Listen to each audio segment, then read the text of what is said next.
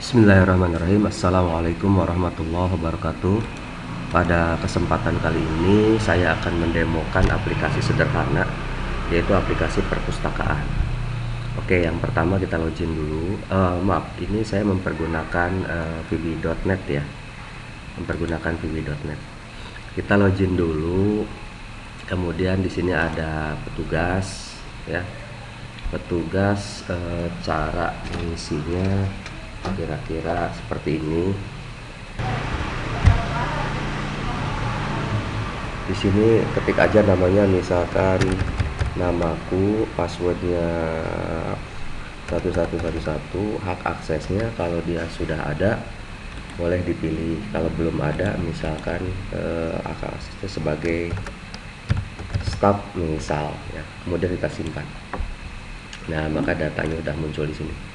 Kalau data mau diedit, klik pada data yang bersangkutan dalam grid, kemudian di sini silahkan edit, kemudian simpan di sini.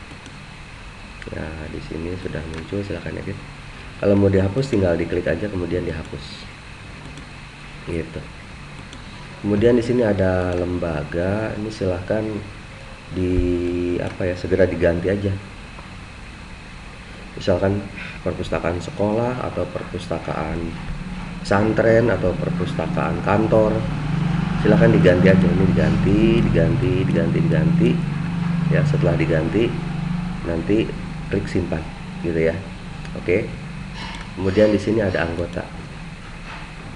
Nah, anggota ini sebagai contoh saya akan coba hapus dulu ya, hapus dulu deh. Ini saya hapus dulu, yang ini pun saya hapus dulu, yang ini pun saya hapus dulu, ini juga saya hapus. Oke, misalkan di sini anggota namanya Uus, alamatnya Bekasi, singkat-singkatnya begitu misalkan.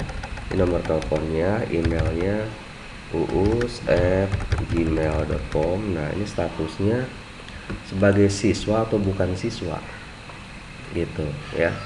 Siswa atau bukan siswa. Kenapa?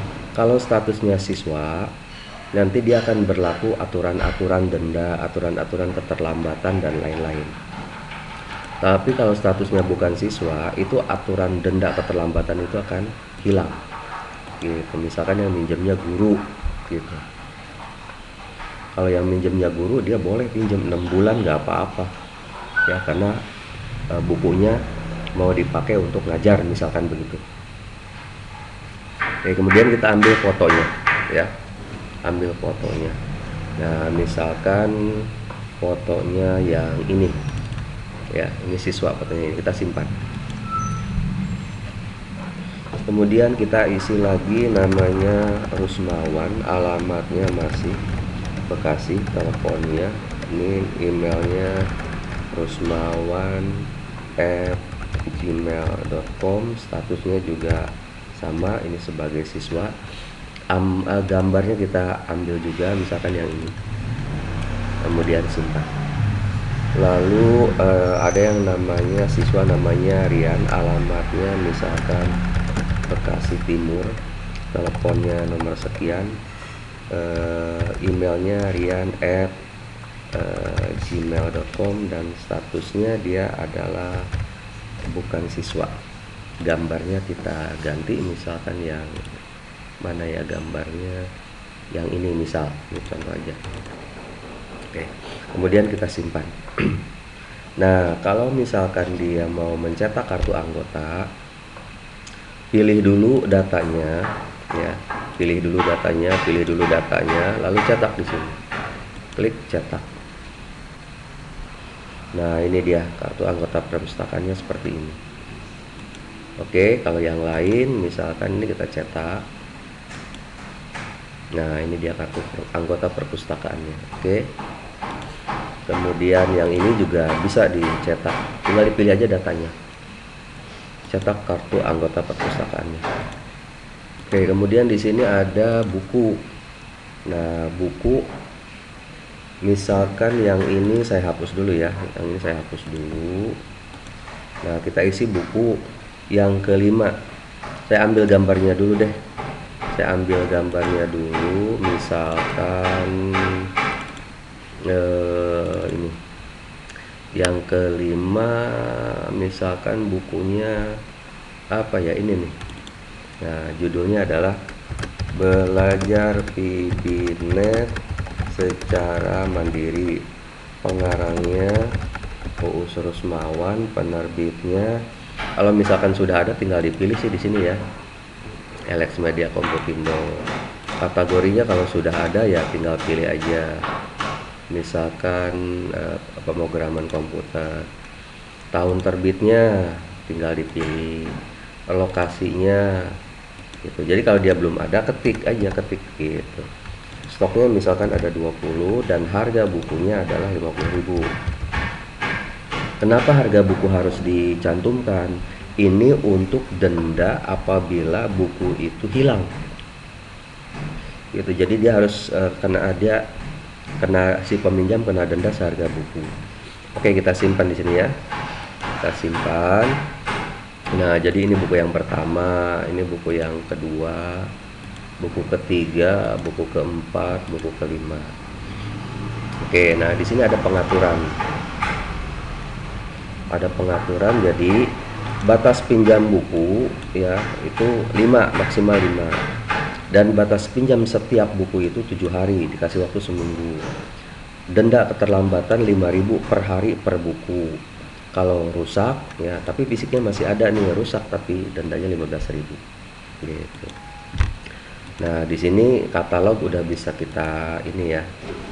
Misalkan VB6, tinggal diklik aja di sini. Nah, nanti ini dia gambar-gambar bukunya. Oke, di sini terjadi peminjaman. Nah, misal ini. Misal anggota dengan nama Uus, dia belum pernah pinjam. Sekarang dia akan proses peminjaman. Klik. Nah, ini dia buku yang ini. Kalau diklik lagi, buku sudah dalam transaksi peminjaman, nggak bisa. Pilih buku yang lain. Klik gitu. Pilih buku yang lain, pilih buku yang lain, pilih buku yang lain. Nah, karena maksimal peminjamannya 5 gitu, maka sudah tidak bisa pinjam lagi buku yang ke-6. Kalau seandainya buku yang ini batal dipinjam, tekan aja escape gitu. Ini batal, tekan aja escape gitu. Nah, setelah dia meminjam 3 buku, kemudian kita simpan. Kemudian kita cetak bukti peminjamannya. Jadi dia meminjam 3 buah buku ya. Kita klik cetak. Nah, ini buku-buku yang dia pinjam. Totalnya ada 3. Di sini ada judul, di sini ada pengarang. Oke. Sebenarnya data-data lainnya bisa kita masukin. Oke, kemudian terjadi lagi peminjaman yang ini, dia minjam buku ini dan dia pinjam buku ini. Kemudian kita simpan.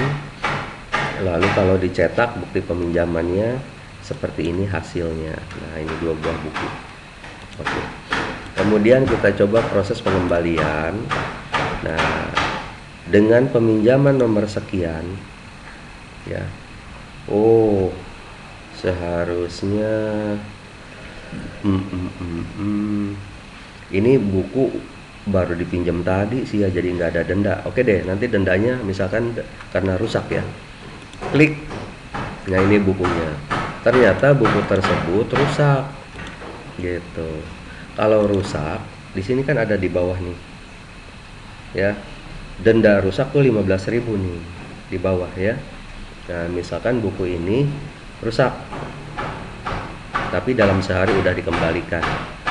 Maka dengan nomor pinjam sekian, buku yang judulnya mengolah database dengan SQL dan Crystal Report kita dikembalikan oleh si peminjam. Klik, simpan, cetak bukti pengembaliannya.